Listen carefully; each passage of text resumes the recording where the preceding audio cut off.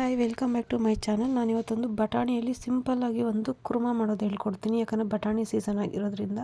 So ಅದಕ್ಕೆ ನಾನು ಹಸಿ ಬಟಾಣಿನ ತೊಗೊಂಡಿದ್ದೀನಿ, ಮತ್ತು ಕ್ಯಾಶ್ಯೂಸು ಮತ್ತು ಖಾರದ ಪುಡಿನ ತೊಗೊಳ್ತಾ ಇದ್ದೀನಿ, ಸ್ವಲ್ಪ ಗರಂ ಮಸಾಲೆ ಮತ್ತು ಅರಿಶಿನ, ಈರುಳ್ಳಿ, ಶುಂಠಿ, ಜೀರಿಗೆ, ಬೆಳ್ಳುಳ್ಳಿ ಮತ್ತು ಟೊಮೊಟೊವನ್ನು ತೊಗೊಳ್ತಾ ಇದ್ದೀನಿ. ಟೊಮೊಟೊ ಜಾಸ್ತಿ ಹಾಕ್ಕೊಳ್ಳೋದು ಬೇಡ, ಸ್ವಲ್ಪ ಜಾಸ್ತಿ ಹುಳಿ ಬಂದುಬಿಡುತ್ತೆ. ಅದಾದಮೇಲೆ ಸ್ವಲ್ಪ ಕಸೂರಿ ಮೇಥಿನ ತೊಗೊಳ್ತಾ ಇದ್ದೀನಿ. ಸೊ ಬಟಾಣಿ ಸೀಸನ್ ಆಗಿರೋದ್ರಿಂದ ಇದೊಂದು ಸತಿ ನೀವು ಟ್ರೈ ಮಾಡಲೇಬೇಕು ಮತ್ತು ತುಂಬ ಈಸಿಯಾಗಿರೋಂಥ ರೆಸಿಪಿನ ಹೇಳ್ಕೊಡ್ತಿದ್ದೀನಿ. ಸೊ ಅದಕ್ಕೆ ಫಸ್ಟ್ ಏನು ಮಾಡಬೇಕಂದ್ರೆ, ಬಟಾಣಿನ ಒಂದು ಸತಿ ತೊಳ್ಕೊಂಡು ಅದನ್ನು ಕುಕ್ಕರಲ್ಲಿ ಹಾಕ್ಕೊಂಡು ಬೇಯಿಸೋಕ್ಕಿಡಿ. ಜಾಸ್ತಿ ನೀರು ಹಾಕ್ಬೇಡಿ, ಸ್ವಲ್ಪ ಬಟಾಣಿ ಮುಳುಗೋಷ್ಟು ಮಾತ್ರ ಇದು ನೀರು ಹಾಕ್ಕೊಂಡು ಒಂದು ಸ್ವಲ್ಪ ಉಪ್ಪು ಹಾಕ್ಕೊಂಡು ಬೇಯಿಸ್ಕೊಳ್ಳಿ ಅದನ್ನು. ಯಾಕಂದರೆ ಇದು ನೀರು ಮತ್ತೆ ನಾವೇನಕ್ಕೂ ಯೂಸ್ ಮಾಡೋಲ್ಲ, ಅದಕ್ಕೋಸ್ಕರ ನೀರು ಜಾಸ್ತಿ ಹಾಕಬೇಡಿ, ಬರೀ ಬಟಾಣಿ ಮುಳುಗೋಷ್ಟು ಮಾತ್ರ ಹಾಕ್ಕೊಳ್ಳಿ ಸಾಕು. ಹಾಕ್ಕೊಂಡು ಒಂದು ವಿಸಿಲ್ಗೆ ಹಾಕ್ಕೊಳ್ಳಿ.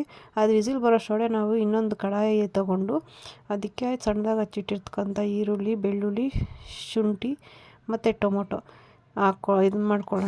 ಮಾಡಿಕೊಂಡು ಒಂದು ಪಾತ್ರೆಗೆ ಒಂದು ಸ್ವಲ್ಪ ಎಣ್ಣೆ ಹಾಕ್ಕೊಳ್ಳಿ. ನೋಡಿ, ಇದಕ್ಕೆ ತುಪ್ಪ ಏನು ಯೂಸ್ ಮಾಡೋದು ಬೇಡ, ಬರೀ ಎಣ್ಣೆನೇ ಹಾಕ್ಕೊಳ್ತಾ ಇದ್ದೀನಿ ನಾನು. ಸೊ ಎಣ್ಣೆ ಹಾಕ್ಕೊಂಡು ಎಣ್ಣೆ ಸ್ವಲ್ಪ ಬಿಸಿ ಆದಮೇಲೆ ಅದಕ್ಕೇನು ಮಾಡಬೇಕು ಅಂತೇಳಿ ನಾವು ಸಣ್ಣದಾಗಿ ಹಚ್ಚಿಟ್ಕೊಂಡಿರ್ತಕ್ಕಂಥ ಸ್ವಲ್ಪ ಈರುಳ್ಳಿ ಹಾಕ್ಕೊಳ್ಳಿ. ಇದೆಲ್ಲ ಕಡಿಮೆ ಊರಿನಲ್ಲೇ ನೀವು ಮಾಡ್ಕೊಳ್ಳಿ, ಇಲ್ಲಾಂದರೆ ಅದು ಸೀದೋಗ್ಬಿಡುತ್ತೆ, ಚೆನ್ನಾಗಿರೋದಿಲ್ಲ. ಎಣ್ಣೆ ಸ್ವಲ್ಪ ಹಾಕ್ಕೊಳ್ಳಿ, ಜಾಸ್ತಿ ಹಾಕೋದು ಬೇಡ. ಎಣ್ಣೆ ಜಾಸ್ತಿ ಯೂಸ್ ಮಾಡಬಾರ್ದು ಅಂತ ಹೇಳ್ತಾರಲ್ಲ, ಆರೋಗ್ಯಕ್ಕೆ ಒಳ್ಳೆಯದಲ್ಲ ಅಂತೇಳ್ಬಿಟ್ಟು. ಸೊ ಎಣ್ಣೆ ಹಾಕ್ಕೊಳ್ಳಿ. ಎಣ್ಣೆ ಆದಮೇಲೆ ಈರುಳ್ಳಿ ರೆಡ್ ಕಲರ್ ಆದಮೇಲೆ ಕ್ಯಾಶ್ಯೂಸ್ ಹಾಕ್ಕೊಳ್ಳಿ. ಇದು ಕ್ಯಾಶ್ಯೂಸೇ ಹಾಕಬೇಕು, ಇದು ಕಡಲೆ ಬೀಜ ಆಗೋದು ಬೇಡ. ಸೊ ಕ್ಯಾಶ್ಯೂಸ್ ಅದೊಂದು ಸ್ವಲ್ಪ ಅದಾದಮೇಲೆ ಏನು ಮಾಡಬೇಕು ಅಂದರೆ, ಸ್ವಲ್ಪ ಶುಂಠಿ, ಸ್ವಲ್ಪ ಬೆಳ್ಳುಳ್ಳಿನ ಹಚ್ಚಿಟ್ಕೊಂಡಿದ್ದೀವಲ್ಲ ಅದನ್ನು ಹಾಕ್ಕೊಂಡು ಅದನ್ನು ನೀಟಾಗಿ ಎಣ್ಣೆಯಲ್ಲಿ ಫ್ರೈ ಮಾಡ್ಕೊಳ್ಳಿ. ಆಮೇಲೆ ಲಾಸ್ಟಲ್ಲಿ ಏನು ಮಾಡಬೇಕು ಅಂತಂದರೆ ಟೊಮೊಟೊ ಹಾಕ್ಕೋಬೇಕು. ನೋಡಿ, ಕಡಿಮೆ ಊರಿನಲ್ಲೇ ನಾನು ಎಷ್ಟು ನೀಟಾಗಿ ಫ್ರೈ ಮಾಡ್ಕೊಳ್ತಾ ಇದ್ದೀನಲ್ವ, ಸೊ ಅದೇ ಥರ ಫ್ರೈ ಮಾಡ್ಕೊಳ್ಳಿ. ಸೊ ಬಟಾಣಿ ರೇಟ್ ಅಂತೂ ತುಂಬಾ ಕಡಿಮೆ ಇದೆ, ನೀವು ಒಂದು ಸತಿ ಟ್ರೈ ಮಾಡಲೇಬೇಕು. ಮಾಡಿ ಟೇಸ್ಟ್ ಹೇಗೆ ಬಂತು ಅಂತ ನನಗೆ ಹೇಳಿ.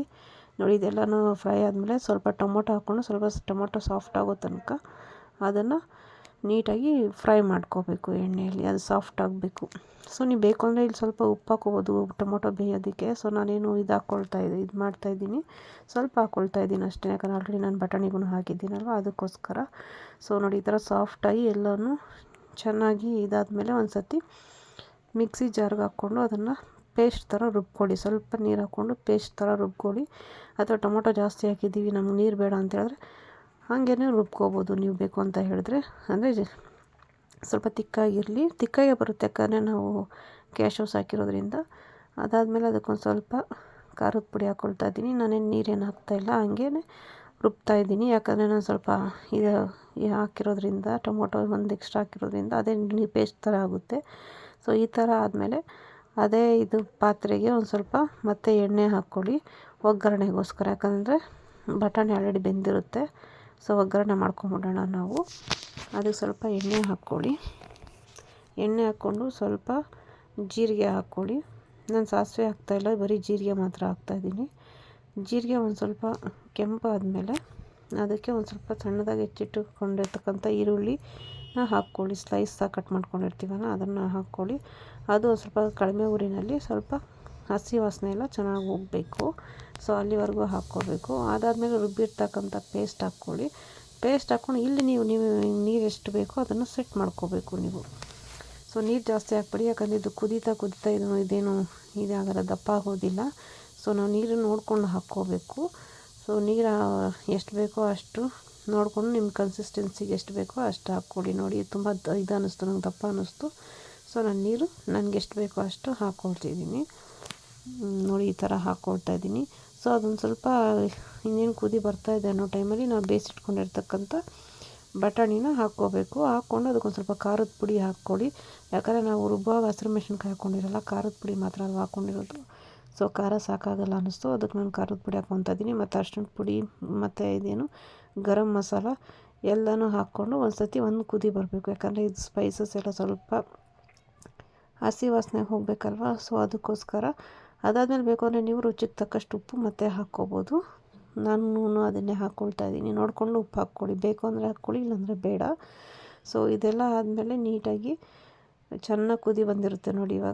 ಇವಾಗ ನೀವು ಬೇಕು ಅಂತ ಹೇಳಿದ್ರೆ ಇಲ್ಲ ನೀವೇನೂ ಮಾಡಬೇಡಿ, ಇಷ್ಟೇ ಸಾಕು ನೋಡಿ. ಈ ಥರ ಕುದಿ ಬಂದಮೇಲೆ ಬೇಯಿಸಿಟ್ಕೊಂಡಿರ್ತಕ್ಕಂಥ ಬಟಾಣಿನ ಹಾಕ್ಕೋಬೇಕು ನೋಡಿ. ಈ ಥರ ಜಾಸ್ತಿ ಬಟಾಣಿನ ಇದು ಮಾಡೋಕ್ಕೆ ಹೋಗ್ಬೇಡಿ, ಯಾಕಂದರೆ ಬೇಯಿಸಿಟ್ಟಿರೋದ್ರಿಂದ ಸ್ವಲ್ಪ ಒಡ್ಕೊಳೋ ಚಾನ್ಸಸ್ ಇರುತ್ತೆ.